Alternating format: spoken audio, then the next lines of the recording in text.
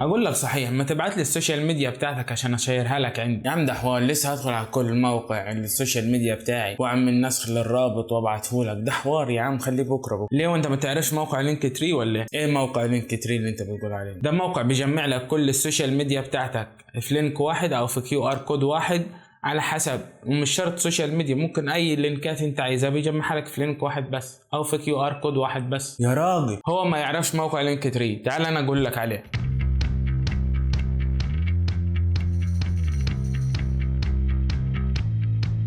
مساء الفل، ازيك يا مليونير منك ليه؟ عاملين ايه؟ كويسين؟ في فيديو النهارده هتعرف على موقع لينك تري، وده موقع انت بتعمل حساب عليه، بيبقى لك صفحه عليه. كل الفكره بتاعته انك بتجمع كل اللينكات اللي انت عايزها في الموقع ده، وهو بيديك لينك واحد بس بتديه لاي حد. اول ما يفتح بيلاقي كل السوشيال ميديا بتاعتك موجوده فيه، او مش شرط السوشيال ميديا بس، كل اللينكات اللي انت حاططها فيه بتبقى موجوده عند الشخص اللي خد الرابط بتاعك بتاع اللينك تري.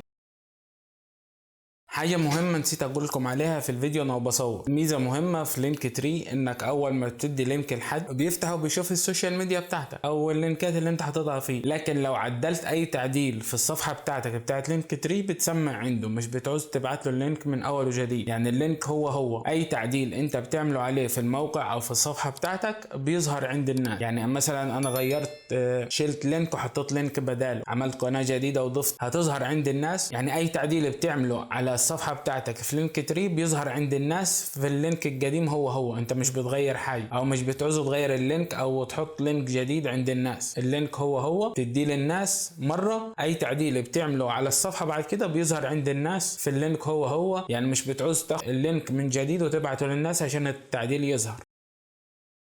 واكتر فئة هتستفيد من موقع لينك تري هي فئة منشئين المحتوى، وده لان هيريحهم بدل ما يقعد ينسخ كل رابط بتاع السوشيال ميديا وحده، مثلا كل موقع وحديه عشان يديهم الحد. لا، هو هيدي اللينك ده بس او الكيو ار ده بس لاي حد، واول ما يفتح اللينك او يفتح الكيو ار ده هيلاقي كل السوشيال ميديا بتاعتك موجودة فيه. وعلى فكرة ده مش اعلان، دي حاجة انا جربتها بنفسي وعجبتني وريحتني وفادتني، فحبيت اشاركها معاكم. فتعالوا نشرح مع بعض موقع لينك تري سوا. موجود اب وموجود موقع على الويب، اللي رايحك اشتغل عليه، الاثنين نفس الفكره. هنبدا نفتح الموقع او التطبيق بتاع لينك تري ونبدا نشرحه مع بعض. هو اللي لونه اخضر ده وعليه علامه شجره او نخله، يعني نفتحوه كده ونعمل ساين اب من جديد مع بعض. طبعا لازم تبقى فاتح نت، انا نسيت افتحه. هنا تكتب الايميل بتاعك. ممكن لو انت مش عايز تعمل حساب ممكن تسجل بجوجل او بحساب ابل عادي، سواء انت بتستخدم اندرويد او جوه او ابل، اللي يريحك عادي. انا هعمل مثلا بحساب جديد عشان انا عامل حساب اصلا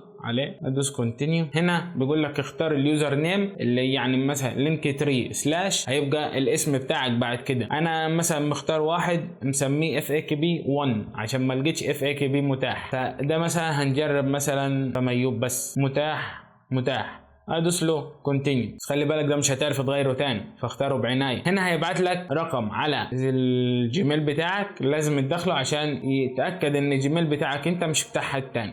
فاروح اجيبه واجيكم لحظه واحده. بعد ما كتبت الكود ده اللي جاني على جيميل ودوست فيريفاي او دوست كونتينيو، هيفتح لي الصفحه دي. select one category that best describe your link tree. يعني اختار اقرب فئه وانت تشتغل فيها او الفئه اللي انت توصف اللينك تري بتاعك بشكل احسن. هختار مثلا كرييتيف، ادوس كونتينيو. بدا هنا يفتح لك الصفحه عشان تصمم الصفحه بتاعتك اللي هتظهر للناس. اول حاجه بيقول لك بروفايل ايمج. شوف انت عايز تخليها مثلا صوره من الكور دي، او عايز مثلا تختار مثلا صوره انت عندك عايز تعملها ابلود. انا هختار مثلا صوره من عندي، اختار مثلا صوره اختار الصوره دي مثلا، اختار مثلا الجزء اللي فوق ده كده، اصغرها بس شويه، يجيب الاجزاء اللي فوق دي تمام كده، وهدوس علامه الصح دي واسيبه لحد ما يعملها ابلودنج، وهتظهر تبقى صورتي انا فوق الاول كده. ظهرت الصوره بتاعتي او حطها لي هو. هنا بختار السيم اللي هتظهر بيه باقي الصفحه. بقى انا حطيت الاول صورتي فوق، باقي الصفحه هتظهر يبقى شكلها عامل ايه. فمثلا اختار اللون الاسود ده مثلا،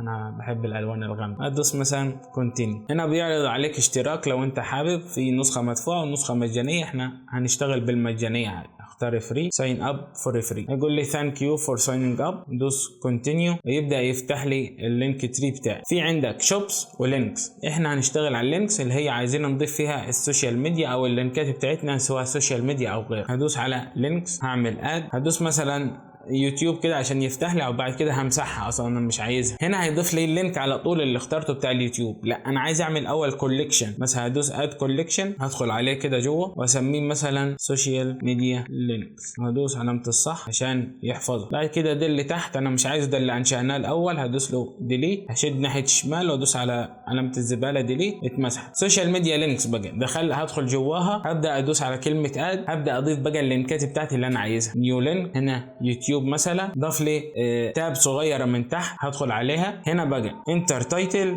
هنا اكتب مثلا يوتيوب شانل، دي قناه اليوتيوب بتاعتي. هروح بقى على اليوتيوب واختار نسخ الرابط اليوتيوب، كوبي لينك، همسح ده خالص، اروح على انتر يو ار ال واروح اعمل بيست لللينك بتاعي وادوس علامه الصح. كده اليوتيوب تشانل اول لينك اتحفظ. هسيبه بس يحمل لغايه ما يخلص تحميل. كده اليوتيوب بتاعك ظهر، كده اليوتيوب تشانل بتاعتك ظهر. طبعا هتبدا تضيف كل لينك وهكذا. اد مثلا هدوس نيو لينك، اختار مثلا انستجرام مثلا، يعني هسيبه برضو لغايه ما يحمل. اخش جوه هكتب في التايتل انستجرام، وهروح على الانستجرام اجيب اللينك بتاع الصفحه بتاعتي، ادوس شير بروفايل، اخد كوبي لينك، هروح على موقع لينك تري، ادوس بيست لللينك وادوس علامه الصح عشان يحفظه لي. والترتيب اللي ظاهر ده انستا فوق واليوتيوب شانل تحت، هي ده الترتيب اللي هيظهر للناس. انا مثلا عايز اغيره، عايز اسحب اليوتيوب فوق، دوس عليه دوسه طويله واروح ساحبه لفوق، بيجي هو الاول، بعد كده انستجرام، بعد كده ادوس على علامه الصح برضو تاني. كده السوشيال ميديا لينك بتاعتي اتحفظت. هدخل على لينكس تاني، مثلا دلوقتي انا خلصت، ضفت اللينكات اللي انا عايزها وخلصت، بس عشان ما نطولش وقت الفيديو، لو دوست على بريفيو هنا هيظهر لك الصفحه اللي هتظهر للناس. انا كده الصفحه بتاعتي اللي ظاهره للناس اليوتيوب تشانل والانستجرام. الصوره اللي ظاهره جنب اليوتيوب تشانل دي الصوره اللي محطوطه على اليوتيوب نفسه. لو انت حابب تغير فيها او تغير في الديزاين، هتقول ديزاين، علامه الديزاين دي مثلا. هنا عايز تغير في البروفايل، لو عايز تغير الصوره بتاعتك، لكن انا عجباني مش عايز اغيرها مثلا. السيم هنا لو عايز تختار سيم مختلف، اختار مثلا الرصاصي ده، بس خلي بالك اللي عليه علامه الباور دي او الدايره البيضاء الصغيره ده بيبقى مدفوع باشتراك. لو انت حابب تشتري لازم تشترك في البرنامج الاول عشان تعرف تستعمل. انا مش عايزه، انا مرتاح مع دي مثلا. هنا وول بيبر، لو عايز تغير الخلفيه، برضو اغلب التغيير الخلفيه بيبقى باشتراك. انا مثلا هخليها جريدينت عشان تبقى في تدرج في الالوان، ما يبقاش لون ساده بس. هطلع كده واختار مثلا ستايل. هنا لو عايز تغير شكل الايقونات اللي مكتوب فيها اليوتيوب او الانستجرام، اختار مثلا ده اللي هو يبقى مدور الحواف بتاعته، ما تبقاش الحواف بتاعته حاده، يبقى شكل بيضاوي. هنا لو عايز برضه هنا التكست، لو عايز تغير الخط اللي مكتوب بيه الكلام، شوف الخط اللي يعجبك. برضه مثلا اختار ده، بس برضه في خطوط اللي عليها الدايره البيضاء وعلامه الكهرباء دي فيها، دي مدفوعه باشتراك. بس في عندك كتير ممكن تختاره.